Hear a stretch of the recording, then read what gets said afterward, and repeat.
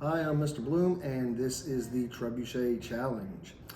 Before we got into any of the measuring, I wanted to introduce you to all the different parts that you'll be using and the different tools and materials. So right here is our trebuchet. You see it is a little bit different than the catapults that we have behind us. It uses a counterweight system, and we use a payload and string sling, I would say, the sling here to launch the catapult. As opposed to the last catapult that we built, or the last mechanism, we are only using one dowel rod for the swinging arm right here. Okay, so as I just said, we have the swinging arm piece. Okay, that is our longest piece for the build. Then we go down to where we have the base, and we have two 12-inch side pieces for the base. We have our two 6-inch by 1-inch pieces for the base as well. And this is where it would look like upside down. But now, if we put them right, there we are. Then we have our two struts that will be right here. And this time, which is a little bit different, is we have support. So we will have support angles that will be glued down and glued to your struts.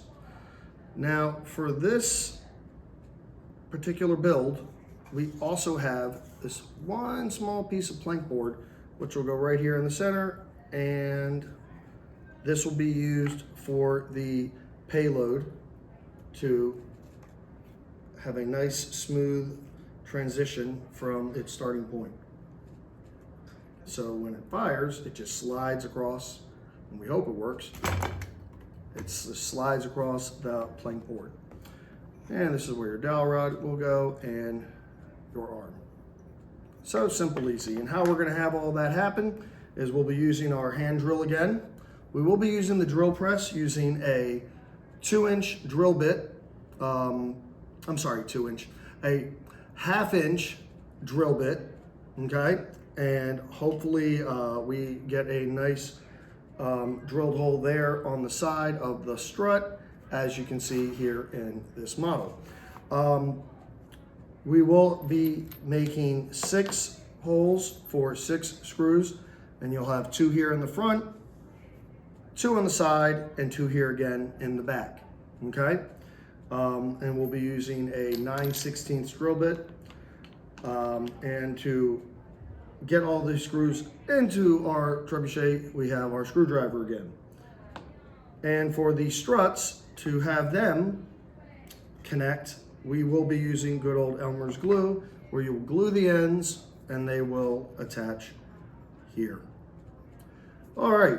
So, but before we get to that, we need to do our measurements with our pencil and our blue triangle on all of our pieces. And that will be in the next video.